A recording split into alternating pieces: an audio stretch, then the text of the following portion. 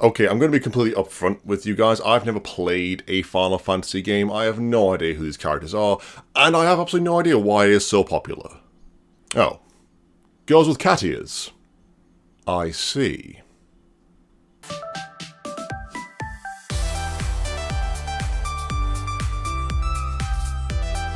Hello everyone, welcome back to Affinity for Commander, where today we're deciding which of these prepubescent looking anime protagonists makes the best EDH commander, as well as looking at some of the pricings of said EDH commanders.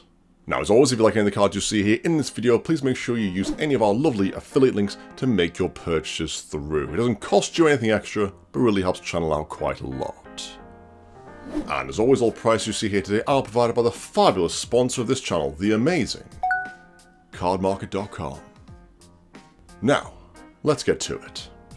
Tidus, Uniguardian, is a 3/3 human warrior for 1 green, 1 white, and 1 blue. He reads: at the beginning of combat, on your turn you may move a counter from a target creature you control onto a second target creature you control.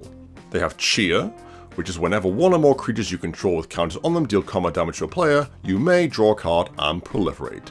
Do this only once each turn. Okay, the moving of counters isn't exactly anything new and isn't that impressive as an ability. For only 3 mana in Bant, however, it's fairly decent. Meanwhile, that second ability, that's the important one. Card draw and proliferation are beautiful, especially when it's on combat damage.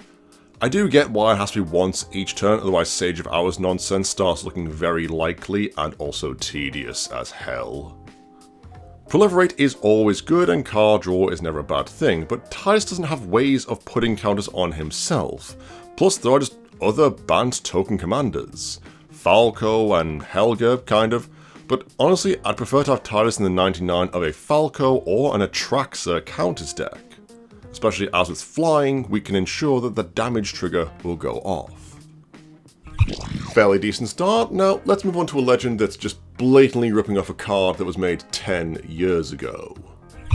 Terra, Herald of Hope, is a 3/3 legendary human wizard warrior for 1 red, 1 white, and 1 black. They read: Trance. At the beginning of combat on your turn, mill 2 cards. Terra gains flying until the end of turn. And whenever Terra deals combat damage to a player, you may pay 2 generic mana. When you do, return target creature with power 3 or less from your graveyard to the battlefield tapped.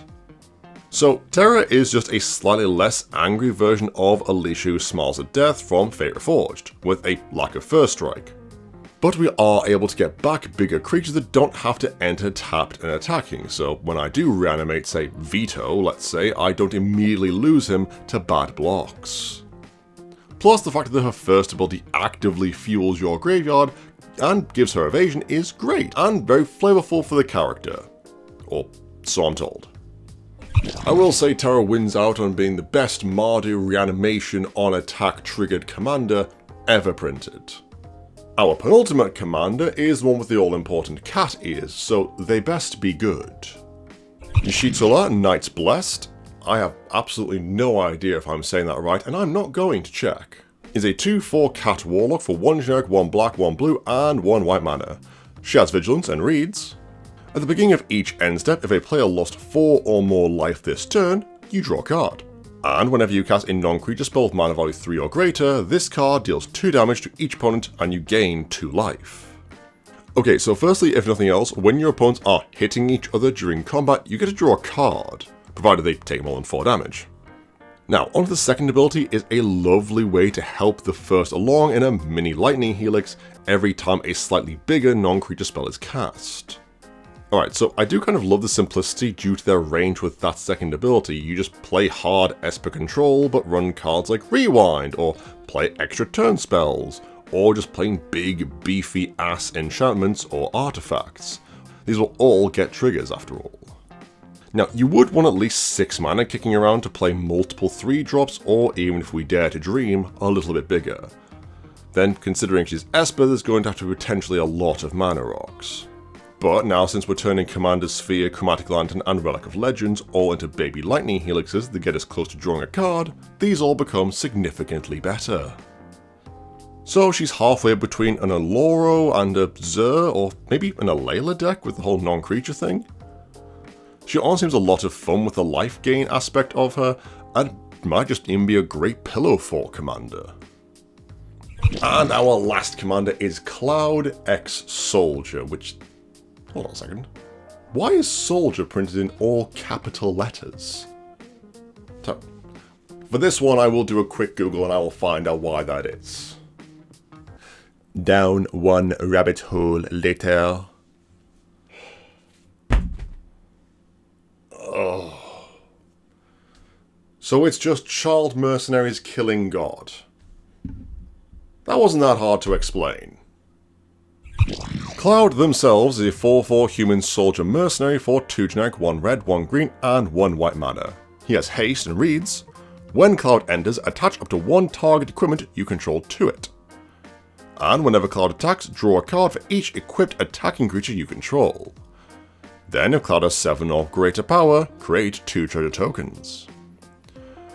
Okay, so initial thoughts, I'm not opposed to this. Naya equipment does alright, and even if it's just Cloud who's kitted up, you're still drawing 1 additional card a turn, and if he's got something like say Loxodon Warhammer, or just anything that gives him 3+ power boost, then you're drawing a card and creating 2 treasures, which is pretty damn solid.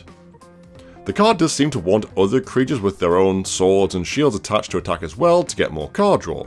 But honestly, he's Naya card draw with an equipment theme, and the only other Naya legend that cares about equipment is Dogmeat. A card that definitely seems better suited for being in the 99 of a Cloud deck than the other way around. So I would definitely say Cloud is rather good, and it's been a while since I've seen a genuine, unapologetic Voltron commander. Takes me back.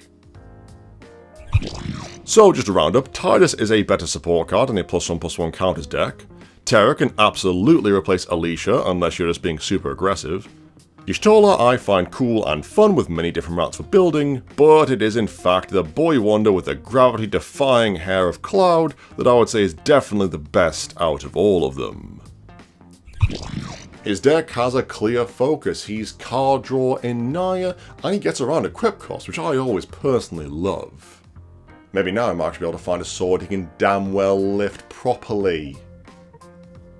But now let's say that you want to purchase one of these fine commander decks for yourself, or even if you're just a Final Fantasy fan and these decks have really caught your interest and you now decide to dip your toe into this particular TCG.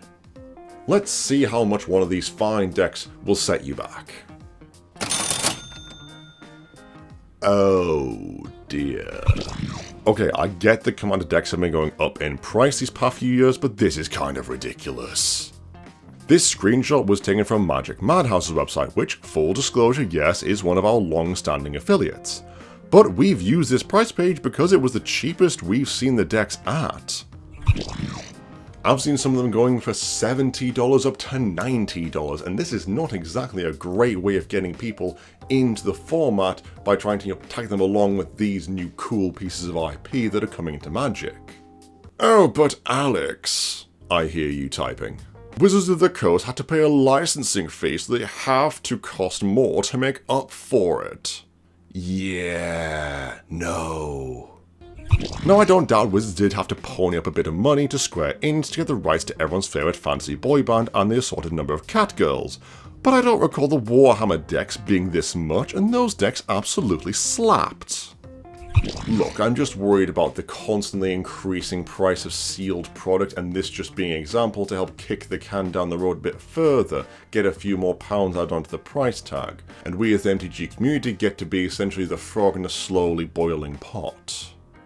Meanwhile, new people that might want to enter the hobby because of these new pieces of IP get essentially priced out of it because it's too high of an investment for a first-time person coming in, which, as I recall, was kind of the reason for having all these Universes Beyond sets in the first place.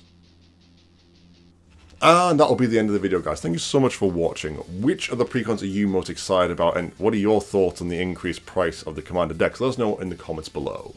As always, all Affinity for Commander content is made possible thanks to support of our amazing patrons. You guys are truly awesome. You too can help support the channel by becoming a patron yourself with our links in the description box below and get access to exclusive EDH related rewards. You can also support the channel through the quick and easy ways, liking this video, subscribing, commenting, and hitting the bell icon. But as always guys, I've been Alex, and I'll see you next time.